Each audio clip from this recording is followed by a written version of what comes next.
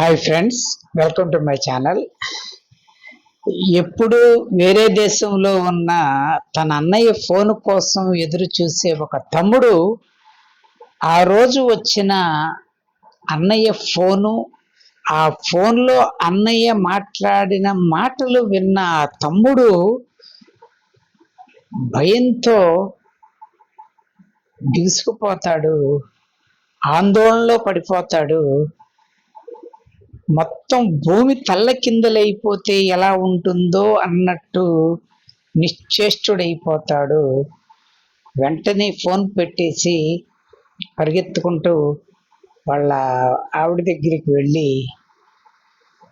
మా అన్నయ్య దేశాల నుంచి వచ్చేస్తున్నాడంట, వారం రోజుల్లో రావటం మన ఇంటికి వచ్చి ఒక 10 రోజులు 8 రోజులు ఇక్కడ ఉంటాను అంటున్నాడు అని చెప్పేటప్పటికి, అదేంటండి, ఎప్పుడు అన్నయ్య ఫోన్ కోసం ఎంతో సంతోషంగా ఎదురు చూసేవాళ్ళు ఈరోజు ఏంటి ఇంత ఆందోళన పడిపోతున్నారు అనేటప్పటికి, అదే ఆ పొలం ఒకళ్ళు తీసేసుకుంటాడేమో అందరికి.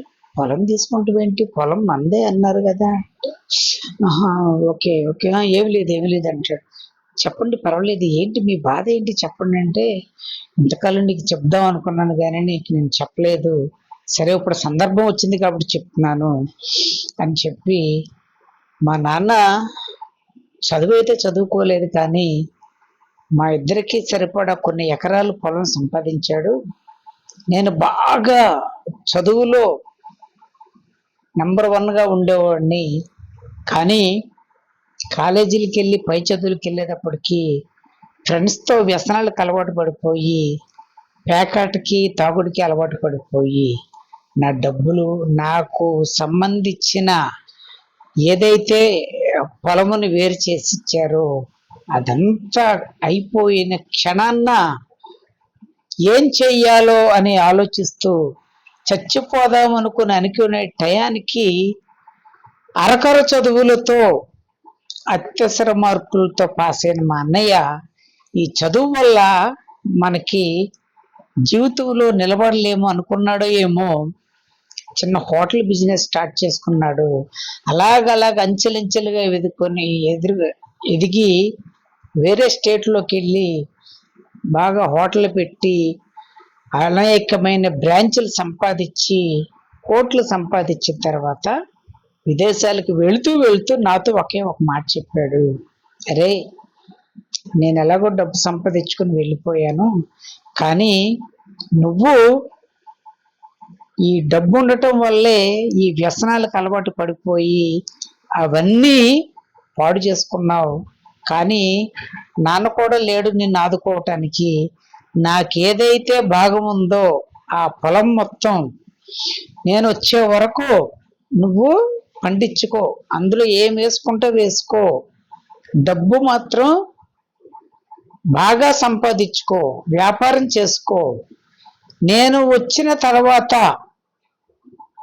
నేను ఎంతో కొంత నీకు పొలం కూడా ఉచితంగా ఇచ్చేస్తాను, నువ్వు సంపాదించుకున్న డబ్బుల్లో నాకు 5 పైసలు కూడా నాకు అక్కర్లేదు, కానీ నువ్వు ఈ వ్యసనాలకి జోలికి మళ్ళీ వెళ్ళినట్టు తెలిస్తే కనుక అది కూడా నీకు తెలియకోకుండానే వేరే వాళ్ళకి అమ్మేస్తాను. దానికి లేదన్నయ్య, నాకు ప్రాణభిక్ష పెట్టావు, పొరపాటున నీ మాట జవదాటనని చెప్పి ఆ రోజు నుంచి వ్యసనాలన్నీ మానేసి డబ్బు సంపాదన మీద పడి మా అన్నయ్య సంబంధించిన పొలంలో అనేక రకాలైన పంటలు వేసి ఈరోజు ఒక ఉన్నతమైన రాబడి వచ్చే టైంలో చాలా డబ్బు సంపాదించాను.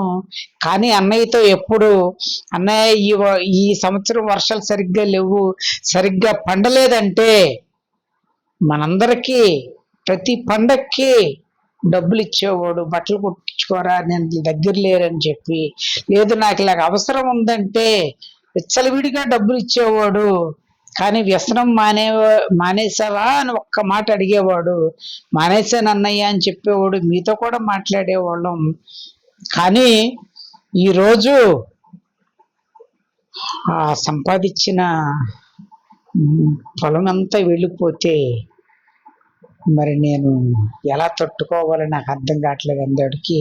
వాళ్ళ భార్య అంటది, ఏమండి మనకు ఇప్పుడు డబ్బు కొదవేముంది, మనకు ఒక్కడే ఒక కొడుకు, వాడు కూడా చక్కగా వేరే ఊర్లో హ్యాపీగా చదువుకుంటున్నాడు, మనకి ఏం లోటు ఉంది, మనకి కోరినంత ఆస్తి మీ అన్నయ్య దేవుడి రూపంలో ఇచ్చినందువల్ల మనకి చాలా ఆస్తి వచ్చింది, అందువల్ల కృతజ్ఞతగా ఆ పొలం ఆయనకి ఇచ్చేసేస్తే ఎంతో కొంత రాస్తాడంటున్నారు కదా, అయినా రాయకపోయినా నష్టం లేదు, ఇప్పుడు వరకు మనం అందరం హ్యాపీగా బతకటానికి ఒక దారి చూపించారు కాబట్టి ఆయన రావటమే మంచిది. దానికి నోర్మోయ్, నీకు డబ్బు విలువ తెలియదు, డబ్బు మనకి ఎవరన్నా సహాయం చేసినప్పుడు మాత్రమే వాళ్ళ మీద కృతజ్ఞత ఉంటుంది, తిరిగి ఇచ్చేయాలనుకునేటప్పుడు మన మనస్సు అంగీకరించదు.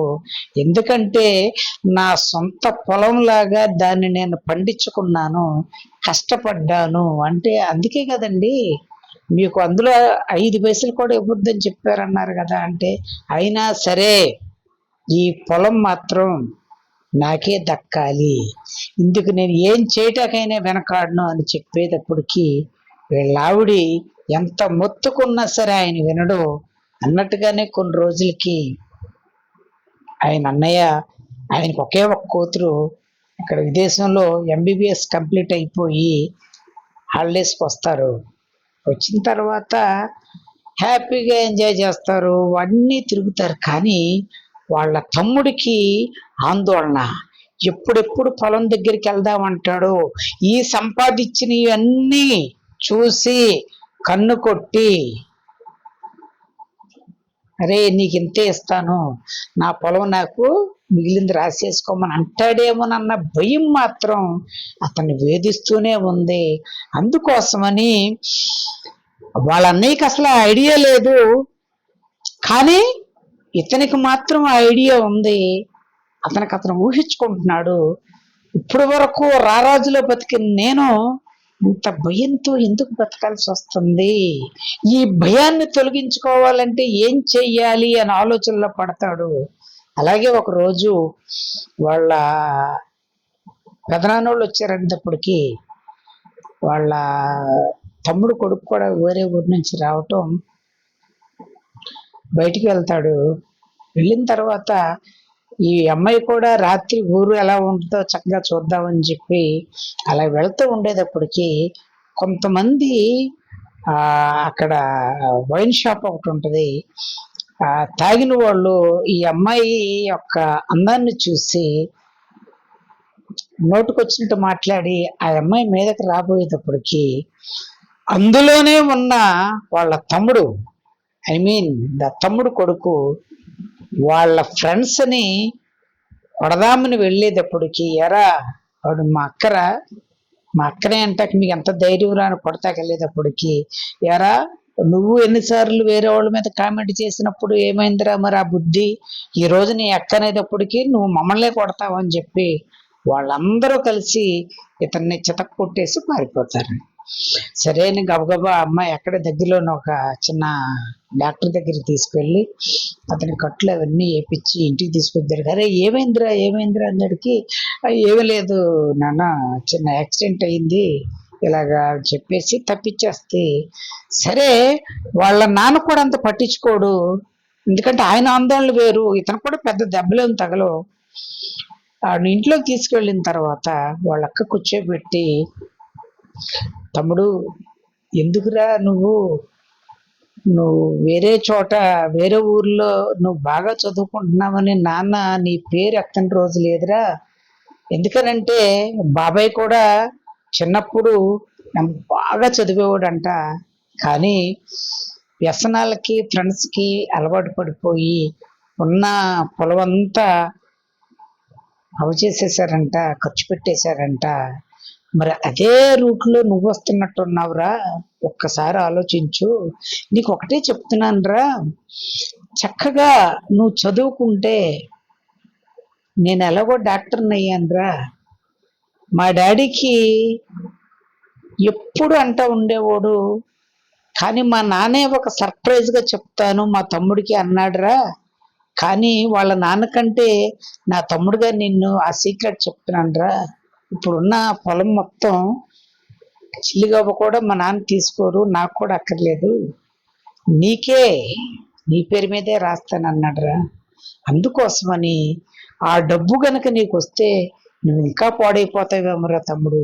అందుకోసమని నువ్వు నా దగ్గరికి వచ్చేస్తే చక్కగా హోటల్లో ఉన్నప్పుడు ఎలాగా హాస్పిటల్ పెట్టుకున్నప్పుడు హాస్పిటల్లో నువ్వు నాకు సపోర్ట్గా ఉంది, కానీ నువ్వు నాకు ఏ రకంగా సహాయం చేద్దామన్నా సరే నాకు ఇష్టమే, నిన్ను అక్కడికి తీసుకెళ్ళిపోతానురా, నా తమ్ముళ్ళలాగా చూసుకుంటానురా. ఈరోజు ఇదే జరిగింది, రేపు నీ మీద ఏదైనా పగబట్టి వాళ్ళు ఇక్కడ నిన్ను ఏదైనా చేస్తే గనక నేను తట్టుకోలేనురా, ఒకే ఒక తమ్ముడురా నువ్వు అనేటప్పటికి వాళ్ళ తమ్ముడు కంట్లో నీళ్లు తిరుగుతాయి. మా అమ్మా నాన్న కూడా ఎప్పుడు నాకు ఇంత మంచి మాటలు చెప్పలేదు, ఎప్పుడు ఇంత ప్రేమగా మాట్లాడలేదు. డబ్బులు కావాలంటే వేసేవాళ్ళు, తిన్నావా అంటే తిన్నాను అనేవాడిని, కానీ అక్క ప్రేమ అంటే ఏంటో చూపించింది. ఈ రోజు నుంచి ఇంకా వ్యసనాల జోలికి మాత్రం నేను వెళ్ళకూడదు.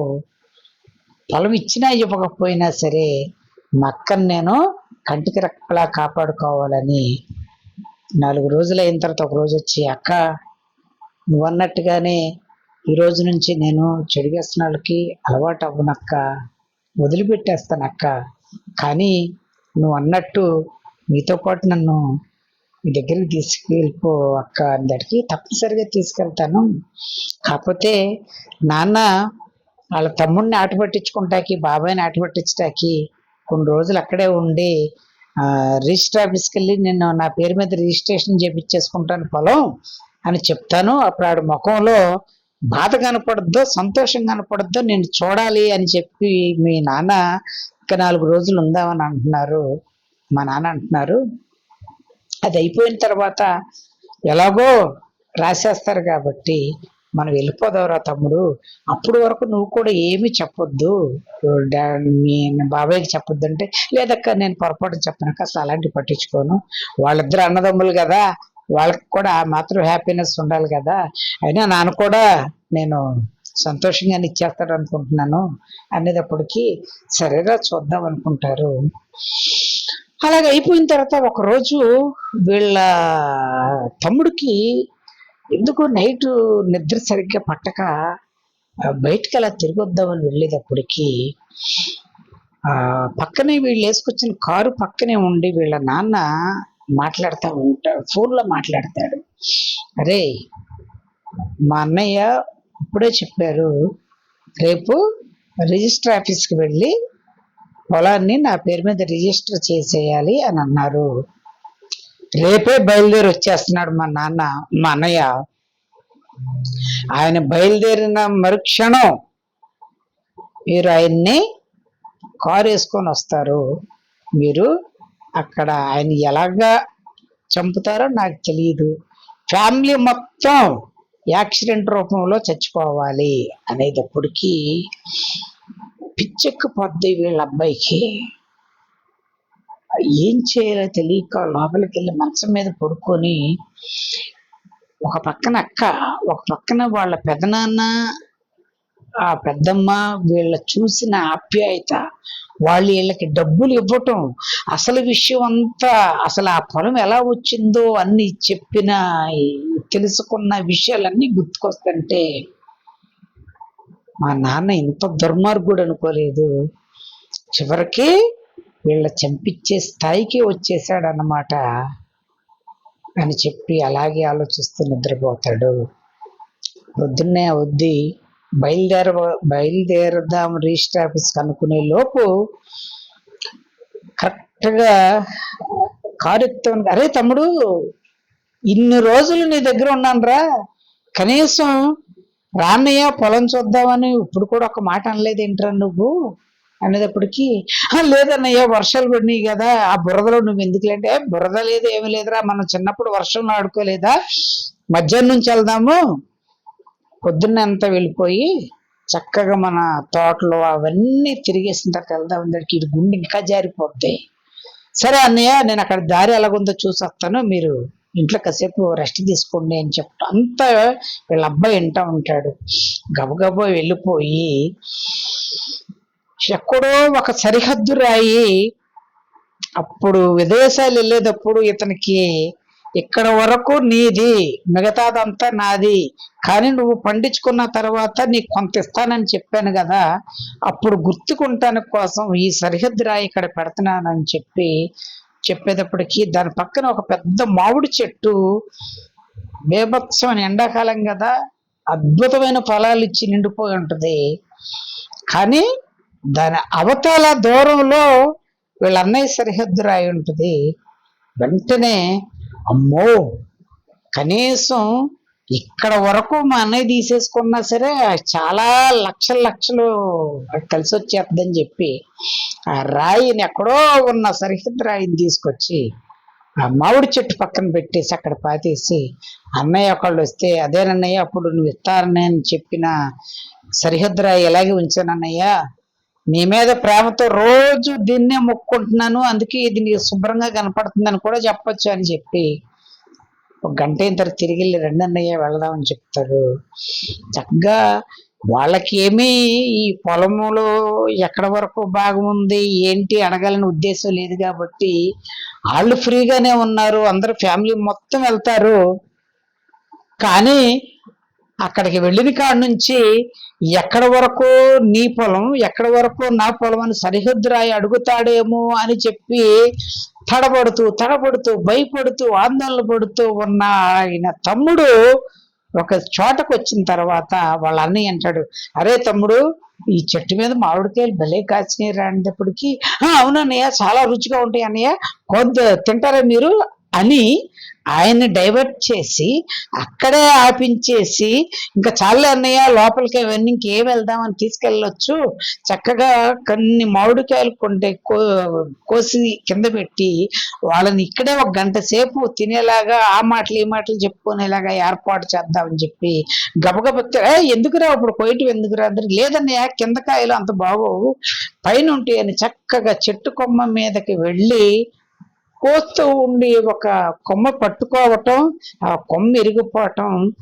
ధన్మని ఆ సరిహద్దు రాయి మీద తల పగిలిపోయి చచ్చిపోయేటప్పటికి అందరూ ఈ ఊహించిన పరిణామానికి విలవిల్లాడిపోతూ ఏడుస్తూ ఉండేటప్పటికి ఒక ఇద్దరు రౌడీలను పట్టుకొని పోలీసు వాళ్ళు వస్తారు ఆయన తోట దగ్గరికి. వీళ్ళ అన్నయ్య గారు ఏడుస్తూ ఉంటే, బాబు ఇతనైనా మీ నాన్న అందరికి, వాళ్ళ కొడుకు ఈయనే మా నాన్నండి అని చెప్తాడు. ఏంట్రా ఏమైందిరా అనేటప్పటికి మేం చెప్తా ఉండండి అని చెప్పి ఎస్ఐ గారు చెప్తారు, మీ తమ్ముడు మిమ్మల్ని చంపడానికి ప్లాన్ చేశాడు,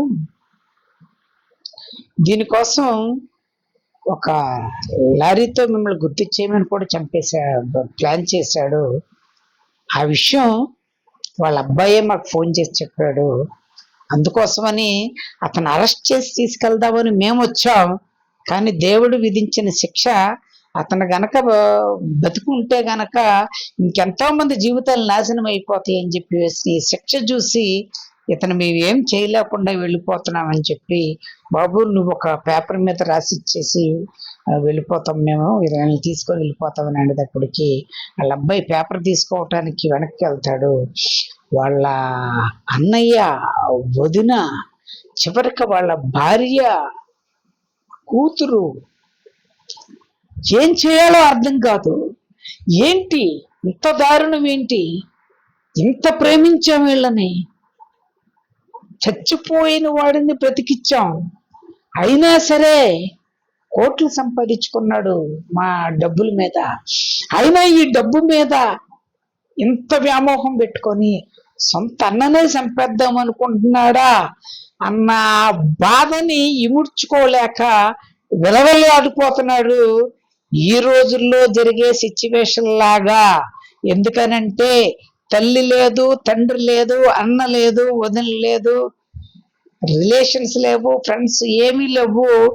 డబ్బు కోసం ఇది వరకు కొన్ని లక్షలు తీసుకొనో కొన్ని కోట్ల కోసమో చంపేసేవాళ్ళు. ఇప్పుడు ఒక 10 రూపాయలు తాగడానికి డబ్బులు లేవని చెప్తే ఇవ్వలేదంటే అప్పటికే తాగున్న వాళ్ళు హ్యాపీగా చంపవతల పడేస్తున్నారు. చాలా న్యూస్ లో చూసుంటారు, దీని గురించి చెప్పే అక్కర్లా. దీని అంతటికీ కారణం మనం కష్టపడి సంపాదించకుండా ఒక కారణం అయితే, వేరే వాళ్ళు మనకి ప్రేమతో ఇచ్చిన దాన్ని కనీసం వాళ్ళకి కృతజ్ఞతగా ఉండటం కూడా లేకుండా చేసేసిన ఈ యొక్క డబ్బుది కాదు తప్పు, ఆశ. ఆ ఆశకి గనక హద్దులు లేకపోతే మనకు సరిహద్దులు అనేవి ఉండవు. కాబట్టే సరిహద్దు రాయి మీద పగిలిపడి చచ్చిపోయాడు, నలుగురికి కనువిప్పుగా ఉండాలని. కానీ ఇది ఒక మీరు వీడియోలాగా చూస్తే కనువిప్పు కలగదు. ఆల్రెడీ ఇప్పటికే ఎంతో మంది, చాలా కోట్ల మంది, ఇంకా కొంతమంది లక్షల మందిని చంపేద్దామని ప్లాన్లు చేసుకునే వాళ్ళు ఉంటారు. లేదు, వాళ్ళు బెదిరించి వాళ్ళు ఆస్తి రాపించుకుందామని చూసే వాళ్ళు ఉంటారు. నీ జీవితంకి ఏమవుద్దో అన్న ఒక్క ఆలోచన లేకుండా నువ్వు ఎంత ప్లాన్ చేసినా ఒక తప్పుకి 2 తప్పులకి బయటపడతావేమో గాని, అదే పనిగా మనం చేసుకెళ్ళిపోతున్న ప్రతి తప్పు మనల్ని కాపాడద్దు అనుకుంటే మాత్రం సరిహద్దు గుర్తుంచుకోండి. అందుకోసమనే మనకి సహాయం, డబ్బు సహాయమే కాదు, మాట సహాయాన్ని కూడా కృతజ్ఞత కలిగి ఉండాలి. ఆశ అనేది మనిషికి ఉండాలి. ఆ ఆశ లేకపోతే మనిషి బ్రతకలేడు. కానీ అత్యాశ అయిపోతే, ఆ ఆశకి హద్దులు లేకపోతే మానవ జీవితానికి అర్థమే లేదు, మానవ సంబంధానికి అర్థమే లేదు. ఈ మాట చెప్పటానికి ఈ రోజుల్లో జరుగుతున్న సంఘటనలే నిదర్శనం. ఈ రోజుల్లోనే ఇంత దారుణంగా ఉంటే రానున్న రోజుల్లో పరిస్థితులు ఇంకెంత ఘోరంగా ఉంటుందో ఒక్కసారి ఇమాజిన్ చేసుకోండి. ఇటువంటి ఆశలు గనక ఉండుంటే వదులుకొని ఉన్నదానితోనే తృప్తి పడండి. మీకు సంపాదించుకోవాలనుకుంటే మీ డబ్బులతో పెట్టుబడి సంపాదించుకోండి. అనుకున్నట్టుగానే ఎవరో బయట వాళ్ళు వచ్చి మనల్ని చంపకపోవచ్చు. ఇతను ఈ సరిహద్దు రాయి మీద పడి చచ్చిపోకపోయినా సొంత కొడుకు రూపంలో జీవితాంతం జైల్లో మగ్గేవాడే. అందరూ ఒకేలాగా ఉండరు.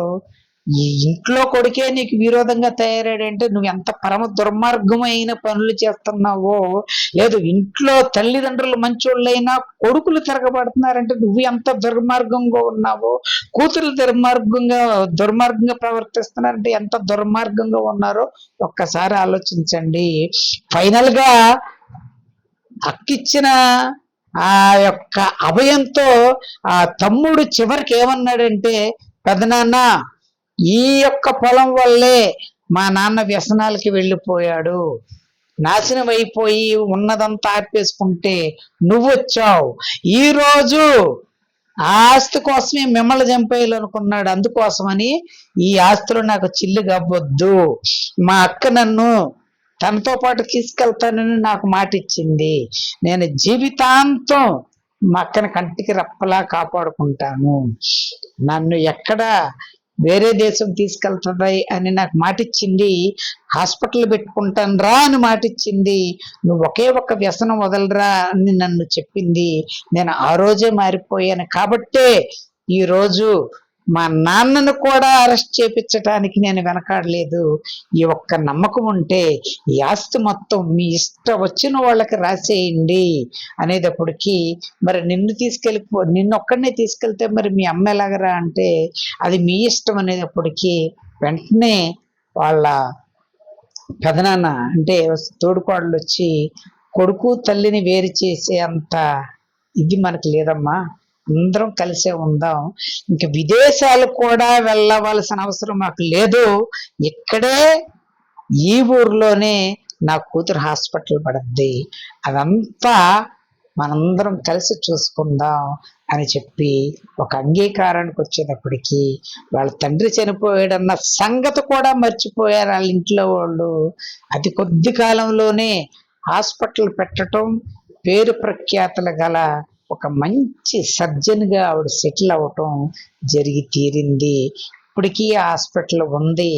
ఎక్కడుందనంటే మీరు ఈ వీడియోలో కామెంట్ చేస్తే కనపడుతుంది. దయచేసి ఈ వీడియో నచ్చితే చిన్నపిల్లలకి చూపించండి. ఎందుకనంటే చిన్న వయసులోనే ఎలా చంపాలో, చంపిన తర్వాత ఎలా బయటపడాలో అనే డాక్యుమెంటరీలు, రీల్స్ విపరీతంగా సోషల్ మీడియాలో వస్తున్నందువలన అవి చూసినందువల్ల ఏమవుద్దో అని చివరిలో చిన్న నీతి ఇస్తున్నారు, కానీ అది ఎవరో పట్టించుకోవట్లా, ముందుదే చూసుకుంటున్నారు. కాబట్టి ఇటువంటి వీడియోలు చూసైనా చివరికి మన గతి చెప్పకూడదు, కానీ సరిహద్దుల మీద పడి చచ్చిపోవటమే అని ఒక ఇండికేషన్ మనం ఇస్తే వాళ్ళు మాట జవదాటరనే నా ఒక ఆశతో వీడియో చేశాను. తప్పనిసరిగా పిల్లలందరికీ చూపించమని రిక్వెస్ట్ చేస్తున్నాను. Thank you very much.